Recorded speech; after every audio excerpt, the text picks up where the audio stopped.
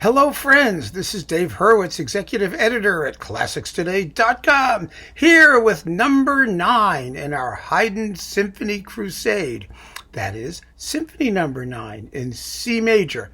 Now, as I pointed out in previous chats, numbers 6, 7, and 8 were a special group composed to show off Haydn's new orchestra and new position with the Haus Esterhazy. The other ones that surround it, some of them were composed earlier and some of them were composed later, and we're not entirely sure which are which, although we sort of have a pretty good sense of the ones that were composed earlier. 9 is not one of them. It may have been composed a little bit later, but it doesn't matter. These are all around the same time, between the late 1750s and early to mid 1760s. And that's the period that we're dealing with. This is the period when Haydn was sort of inventing the different things that symphonies could do. So it's got to be one of the most fascinating periods in all of music. But despite that fact, these early symphonies tend to be ignored. And I just think that's tragic because they are fascinating. And what makes them so interesting, or at least one of the many things that makes them so interesting, is that because Haydn's working on a relatively small scale in these works, you can hear what he's doing with particular clarity. There's a certain schematic simplicity to the way he's operating that allows us to really get a sense of what the forms and modus operandi are that he's going to follow on in his later works as they get bigger and deeper and more expressively intense. But these early works, which are basically composed just for pleasure, simple, light pieces, diverting and delicious, are so marvelously mature and sophisticated in their own way. And number 3 is a particular case in point because, first of all, it's in C major, the most vanilla key you could be in, which is always interesting with Haydn, actually. Second of all, it has virtually no episodes that last in minor keys. There are no unhappy emotions in this piece. It is a bubbly, cheerful, pleasant, enjoyable, charming work from beginning to end. It's only in 3 movements, fast, slow, fast, and it ends with a minuet. And symphonies that end with minuets tend to be particularly light in character because it's ending with a dance, after all, and dances tend to be light and trippy. But the fact that this piece ends with a minuet tells us something very, very, very, very, very important about what this symphony is about. If I had to give it an overall categorization, this symphony is about movement. It's about how to make music flow in both quick and slow tempos. The dance by itself is necessarily about movement. It's a dance. So we know that it's moving. But the first 2 movements move just as effectively, but in a very, very, very different way. And so let's talk about them individually, and we'll get a sense with some musical examples of what's going on. It's really quite remarkable. The first movement is marked Allegro Molto, which is lots of friskiness. Very quick, and very quick it is. In fact, remember I told you when we talk about movements in sonata form that sonata form movements have a first subject and a second subject grouped in what's called the exposition. Then there's a development of those subjects, and then there's a recapitulation of those subjects. And those are organized by contrasting keys. And each theme or subject has its own key area. And they all get mixed up in the development, and they all get played in the same key area in the recapitulation. Well, one of the things I noted at that time was that linking the first subject and the second subject is what I called motion music. And the motion music's job is just that. It's to take you from point A and bring you to point B, where you will hear the second subject. That is to go from the first key and modulate, as they say in the music biz, to key 2 for the second subject. However, the motion music can be just as important in the movement, in the development, as either of the main themes. And this is the movement that proves it, because it consists mainly of motion music. The actual first and second subjects are very, very short, extremely short, and the motion music between them is considerably longer, although the entire exposition lasts for about 45 seconds. So when I say longer, this is a very relative term. In fact, the whole symphony lasts 12 minutes in 4-minute movements, basically, or 4 and a bit, and 3 and a bit. I mean, it's beautifully proportioned to last about 12 minutes over its 3 movements. So this first movement, which consists mainly of very fast motion music, and it's exciting as hell, I'm going to play the whole movement. It's easy. And the only thing you need to keep in mind is that rather than worrying about first subjects and second subjects so much, just think about movement. Think about how these subjects, the themes, are actually oases of calm amidst just an awful lot of frantic activity. And it's the frantic activity that really tells. It's what you remember most about the movement. There is one moment in the development section, which is a development of the tiny, tiny, tiny, tiny, tiny second subject. The second subject lasts about like 5 seconds. It's just that's the second subject. You'll hear what I mean. I'll point it out to you as it's playing. But there's a marvelous moment in the development section that expands a bit on that second subject in a moment of sudden quiet, because the entire movement is really pretty loud and very noisy. I mean, it's moving constantly at high volume and high speed, so that when Haydn suddenly drops the volume to pianissimo just for the strings and develops that second subject, it's this marvelous special moment. I mean, you can't miss it. I don't really need to put an arrow on it, but I will, just so you know. And that comes out of the second subject, but the rest of it is all just frantic activity. So let's listen to Patrick Galois and the Sinfonia Finlandia on this excellent Naxos disc play the entire first movement, which without the repeats only lasts a couple of minutes. Here you go.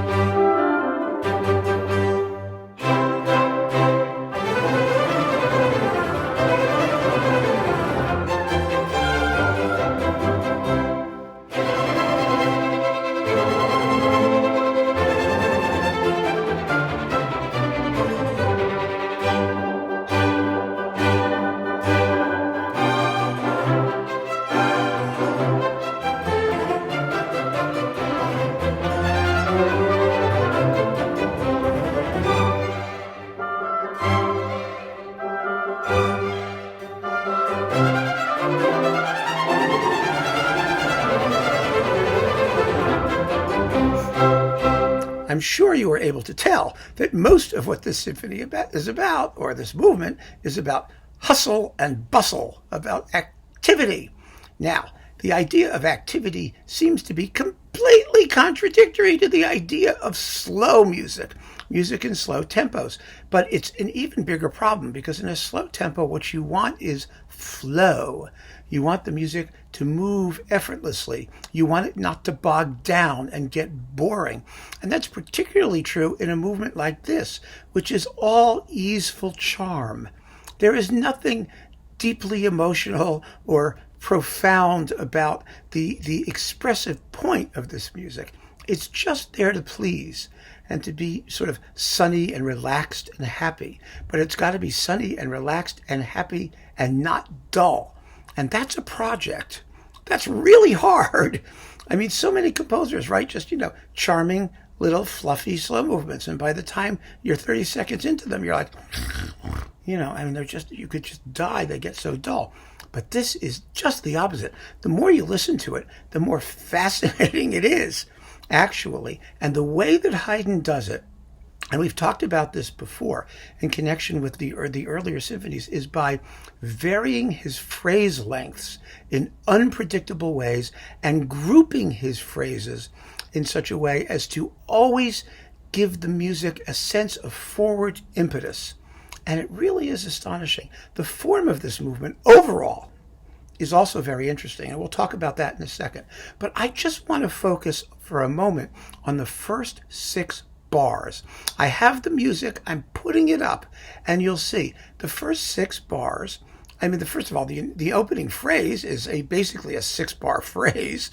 So that in itself is unusual because musical phrasing that sounds regular comes in units of 4 and 8 normally. And if it's not in a 4-bar grouping or an 8-bar grouping, it's going to sound a little odd. But what's more, this opening 6 bars, and you can see this immediately. Just take a look. You don't have to be able to read music. You just look at the way the patterns of notes are shaped. Here it is. Take a look.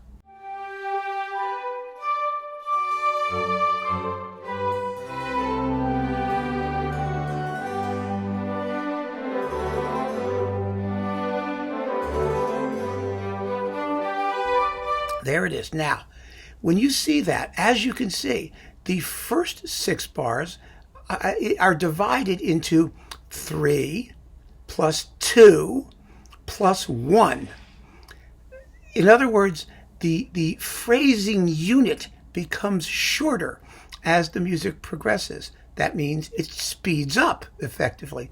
It speeds up subjectively. The tempo is the same, but the order of events, their timing, becomes compressed. In addition to that, in addition to speeding up as it goes in terms of the order of events, the music itself, the note values become shorter, so the music seems to be played faster. And also, you're dealing with a 3, a 2, and a 1-bar unit. There's none of that regularity of phrasing. So already, in just this opening 6 bars, you could write a treatise about the way Haydn handles your subjective perception of speed in just these first 6 bars. It's absolutely amazing how much skill goes into shaping them when you consider that they're just there to be relaxed and enjoyable and breezy, and you don't have to think about it at all. It's all subconscious. It's just the impression it makes as the music washes over you. So keep that in mind as we hear it. And let's also pay a little bit of attention to the music's larger form. Now, the form of this movement is a type of sonata form. It's a type that has come to be called slow movement sonata form. It was preferred by Mozart. Almost all of Mozart's slow movements that are not like variation movements or something adopt this particular type of sonata form. It's also called a sonata form without development.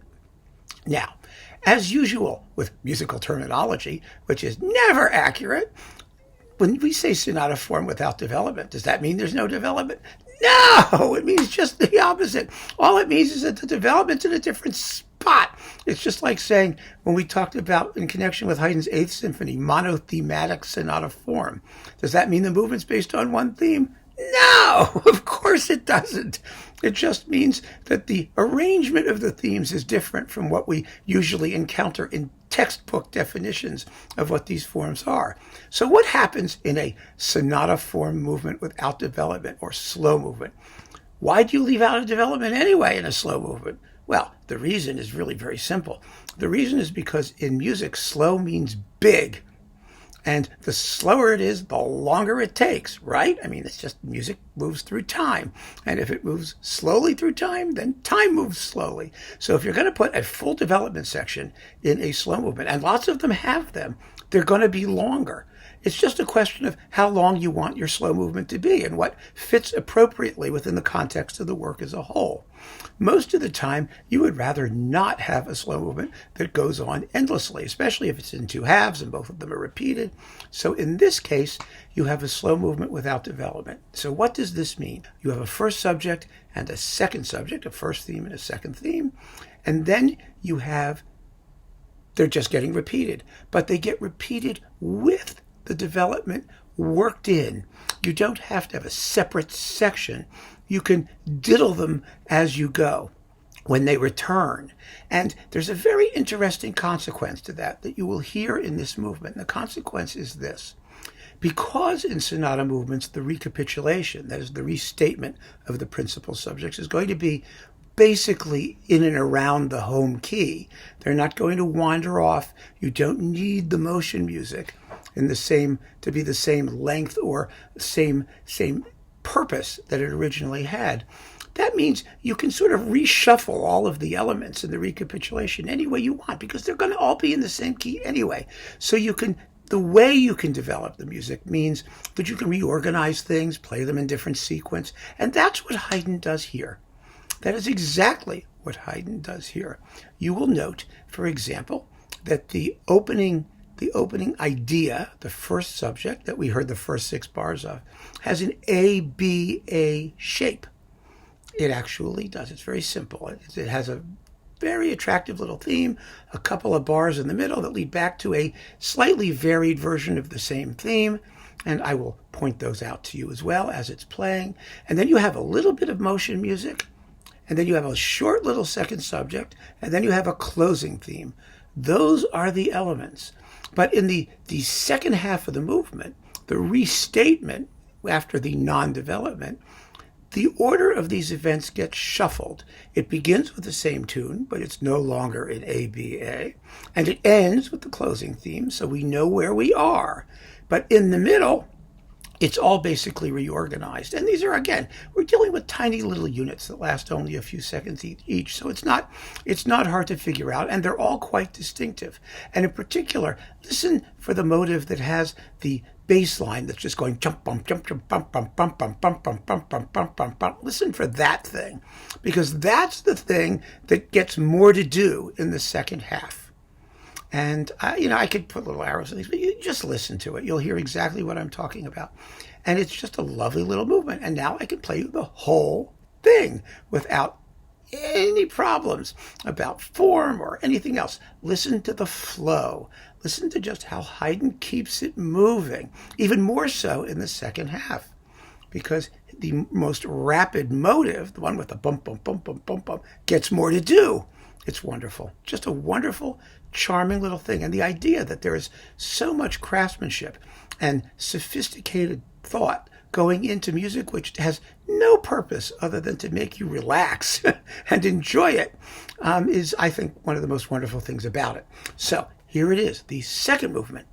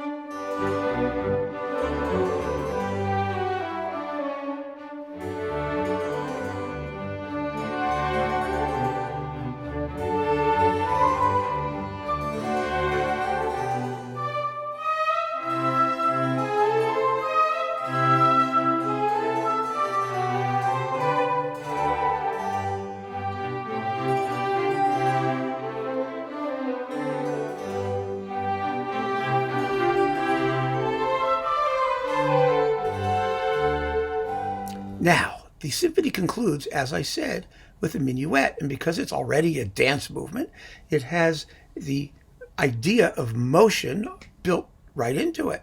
Now, minuets are slowish aristocratic dances in 3/4 time. That is, they are the predecessors of the waltz, and the rhythm is basically 1, 2, 3, 1, 2, 3, 1. That's a minuet. Very, very simple. And minuets in classical symphonies have an ABA form with the middle section, the B section, called a trio. And those middle sections are in AABB. They have two halves, both repeated. So does the minuet. Usually you don't take the repeats the second time around after the trio section. That's all you have to know about a minuet. It is inherently a lighter and more relaxing form than the almost frantic, first movement, or the more expansive second movement, which has a certain weight by virtue of its slow tempo. This is as easy and uncomplicated a piece as you will ever hear. However, we're talking about Haydn. So uncomplicated, yes, but unsophisticated, no. Remember, in talking about the minuet of Symphony No. 8, I mentioned the fact that because the eighth also deals with unpredictable phrasing and interesting things like that, we're dealing with a very, very straightforward minuet. It's in 4 and 8 bar phrases, but the trio section with a kooky double bass was in very, very wacky phrasing. It was all over the place. It was fabulous. It was very unpredictable, and it was the double bass that was doing it to us. Well, this minuet is just the opposite. It does just the opposite. The minuet proper, the A section, is extremely unpredictable in phrasing, and the trio is 100% normal. Totally, totally normal. And there's another thing about this minuet that links it to the rest of the symphony. The opening gesture is quite similar to the opening gesture of the slow movement. And I don't mean melodically. I mean in terms of what it does harmonically. They both begin with what you might call off-tonic openings. The tonic is simply the home key. It's called the tonic in musical terms. And when you start a melody that isn't around that home key, that home note, that basic note, and it gradually slips into it, that is another aspect of the music that makes it move. It makes it need to resolve somewhere. The slow movement, you may have noticed, began with a little formula that really was almost an ending. You could have ended with the first 3 bars of that movement and just went dum ba dum, and it would have sounded perfectly satisfying if you stopped there, because the movement started somewhere else and then gradually introduced the main key. Well, the minuet basically does something quite similar. And what's more, it does it in a 3-bar phrase. So let me play you the opening of the slow movement juxtaposed to the opening of the minuet. These are just a couple seconds each, and I put them together with a little pause between them. And I do it because I don't want you to think that there's a resemblance in melody.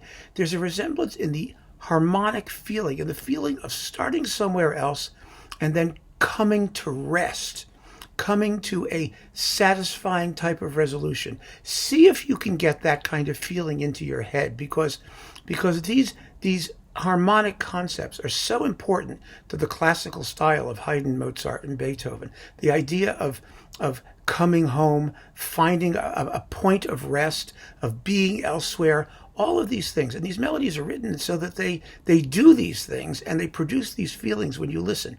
So just listen to this and see if you hear a certain conceptual resemblance between the two.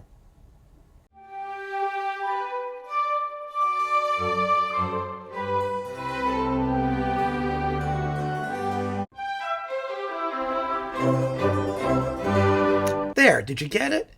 Don't worry if you didn't. It's not really that important in terms of your immediate listening, because you feel it subconsciously. It's like, saying that you didn't feel the electric shock when you petted the cat after the thunderstorm. You feel it, whether you notice it that much or whether you care, but you notice it. It's unavoidable. So with that in mind, let us look at the first phrase of the minuet. I don't have the music here. All I'm going to tell you is that the first phrase is an 8-bar phrase. It's a normal 8-bar phrase. So you'd think it would be quite regular. But it isn't, because it's divided into 2 parts, 3 and then 5. I love prime numbers in music. Prime numbers are cool, and they're nowhere cooler than in music. So the first phrase feels like it's too short, and the second phrase feels like it's too long. And what's more, the first phrase does not begin on the first beat. It begins on a weak beat of the previous bar, which has no other beat. It begins on a 3. So it's 1, 2, da da da da da da da da. That's how it starts. So not only is it a 3-bar phrase, but it's a 3-bar phrase that's slid back and adjusted 1 beat backwards. So the whole thing sounds a bit off kilter. And then you've got the 5-bar phrase finishing it. Now the rest, the second part, the little B part of the A section, which has A, A, B, B as its form, that part is, let me see, we have 8 plus 12, that's 20 bars. It's 20 bars long. The whole minuet is only 28 measures without repeats. And this one is 20. And those 20 are divided up into 4 plus 3. Only now, instead of 5, Haydn adds 4 bars, so it's 3 plus 9. And you have a 9-bar phrase, which also sounds out of kilter, but it's wonderful because the extension is completely unexpected, and it makes the music even more energetic. It sounds like it's moving even more forcibly towards the end. And then, because it's already sort of overstayed its welcome, shall we say, when the end finally comes, it's all the more satisfying. It's just fantastic. So I want to play you the entire minuet without repeats all the way through, and you'll hear exactly what I mean. It's how Haydn contrives, first of all, to tell us that this minuet belongs with this symphony, and second of all, that it's also even more about movement than the rather rigid, regular, meter of what would an actual dance. An actual dance can't have crazy phrase rhythms because the dancers will trip over themselves. It has to be in regular 4 and 8-bar phrases. But a symphonic minuet is something different. Haydn can have a little fun with it, and he can jazz up the minuet concept to give the piece even more energy, more vigor, more feeling of movement, and something that's more in keeping with the overall tone of Symphony No. 9. So here's the minuet, the whole thing.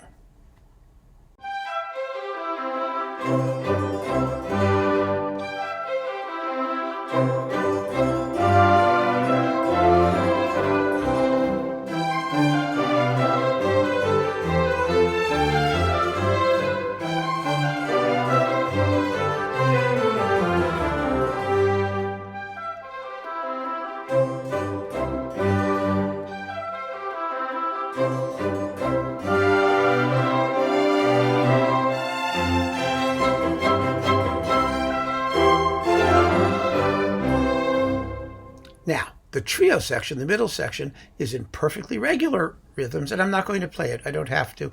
It's a delightful oboe solo over a pa sort of accompaniment. It's chun chun chun chun. It's a real solid rhythm, regular phrased dance melody with a wonderful wind band solo in the second half. That is, the horns, the oboes, and the bassoon all do a little solo. And it's quite beautiful. And that's the entire minuet, which concludes the symphony.